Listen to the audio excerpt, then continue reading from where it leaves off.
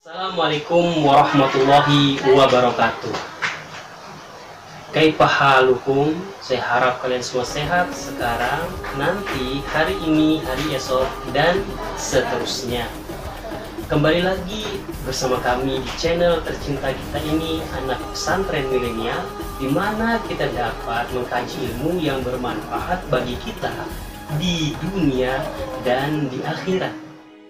Anak Pesantren Milenial kali ini kembali hadir kepada Anda semua untuk membacakan sebuah kisah teladan tentang para nabi dan rasul. Kali ini kita akan menceritakan sebuah kisah tentang seorang nabi, yaitu penghulu para nabi. Siapakah dia? Nabi Ibrahim alaihissalam. Kita tahu Nabi Ibrahim alaihissalam memiliki putra bernama Nabi Ismail alaihi salam. Dengan kisahnya yang begitu mengharu sekali, ketika Nabi Ibrahim diperintahkan oleh Allah untuk menyembelih anaknya sendiri. Tapi yang akan kita ceritakan kali ini adalah tentang perintah Allah mendirikan Ka'bah. Anak-anakku, adik-adikku, saudara-saudaraku semuanya, Nabi Ibrahim adalah nabi yang mendirikan Ka'bah. Nabi yang diperintahkan oleh Allah Subhanahu wa Ta'ala untuk mendirikan sebuah bangunan yang kelak akan didatangi oleh seluruh umat muslim dimanapun berada. Bagaimana kisahnya? Terus ikuti cerita kami. Nabi Ibrahim alaihissalam hidup jauh berpisah dengan putranya Nabi Ismail alaihissalam.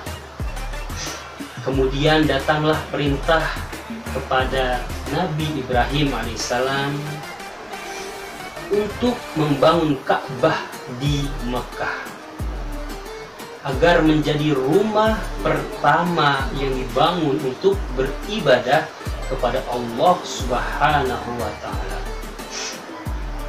Nabi Ibrahim kemudian mencari anaknya Nabi Ismail, dan ditemukannya ketika sedang meruncingkan anak panahnya dekat sumur Zam-Zam. Mereka kemudian berpelukan, saling melepas kerinduan dan kegembiraan. Kemudian Nabi Ibrahim memberitahukan kepada Nabi Ismail putranya bahwasanya Allah telah memerintahkan kepada Nabi Ibrahim untuk membangun sebuah rumah untuk beribadah kepadanya di tempat ini, yaitu Ka'bah di Mekah. Lalu Nabi Ibrahim alaihissalam menunjukkan tempatnya, yaitu di atas sebuah bukit yang rendah. Kita tahu negeri Arab, terutama di Mekah, itu terdiri dari bukit-bukit ya, di pinggir bukit. Kalau kita lihat sejarah-sejarah para nabi, dan dipilihlah tempat yang di bukit yang agak rendah. Maka putranya Ismail berkata kepada ayahnya dengan lembut sekali, kerjakanlah apa yang diperintahkan Tuhan kepadamu, wahai ayahku, dan aku akan membantu di dalam pekerjaan mulia ini. Sungguh anak yang sangat berbakti kepada ayahnya. Maka ambillah sisi positifnya, jadilah anak yang selalu dibanggakan oleh orang tua kalian. Maka mulailah Nabi Ibrahim alaihi salam melaksanakan pekerjaannya dibantu oleh anaknya Nabi Ismail alaihi salam. Bawalah batu yang baik kepadaku untuk meletakkan di sudut sehingga batu itu menjadi tanda bagi manusia. Kata Nabi Ibrahim alaihissalam kepada putranya Nabi Ismail alaihissalam. Malaikat Jibril kemudian memberitahukan dengan batu yang hitam. Maka ia mengambilnya dan meletakkan pada tempatnya.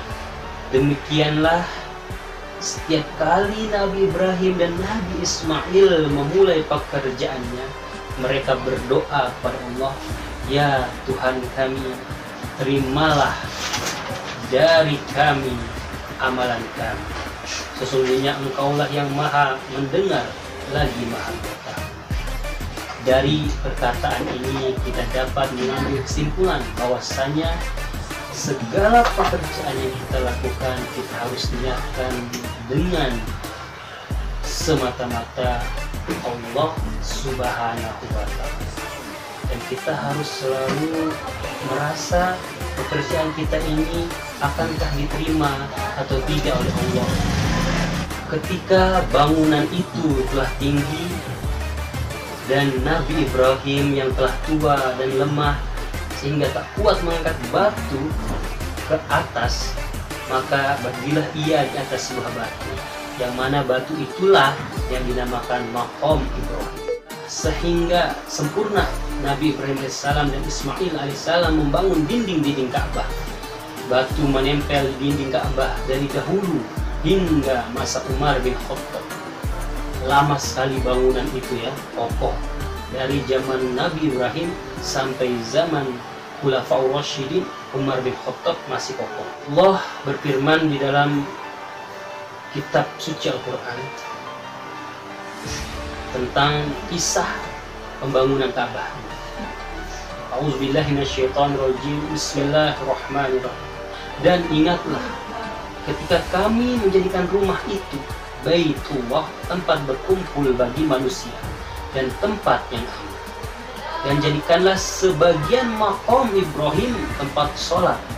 Dan kami perintahkan kepada Nabi Ibrahim dan Nabi Ismail, bersihkanlah rumahku untuk orang-orang tawaf yang ketika rukuk serta sujud.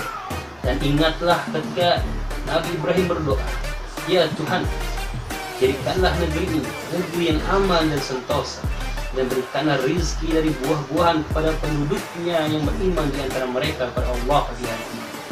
Dan kepada orang yang kafir pun aku beri kesenangan sementara, beri aku paksa ia menjadi siksa neraka, dan itulah seburuk-buruk tempat kembali." Dan ingatlah ketika Nabi Ibrahim meninggikan dasar-dasar Baitullah bersama Nabi Ismail seraya berdoa, "Ya Tuhan kami, terimalah dari kami amalan kami. Sesungguhnya Engkaulah yang maha mendengar lagi maha mengetahui." Quran surah kedua ayat 125 sampai 100. Alhamdulillah, dari kisah teladan kali ini kita dapat mengambil banyak hikmah, terutama yaitu menjalankan perintah yang Allah perintahkan kepada kita dan mengerjakan dengan tulus dan ikhlas, seraya selalu berdoa kepada Allah untuk meminta agar amalan kita selalu diterima oleh Allah SWT, karena Allah lah yang menjadikan amalan kita itu mendapatkan pahala yang baik di sisi Allah SWT. Anak-anakku, adik-adikku, saudaraku yang saya sayangi, itulah kisah tentang perintah Allah kepada Nabi Ibrahim untuk mendirikan Ka'bah.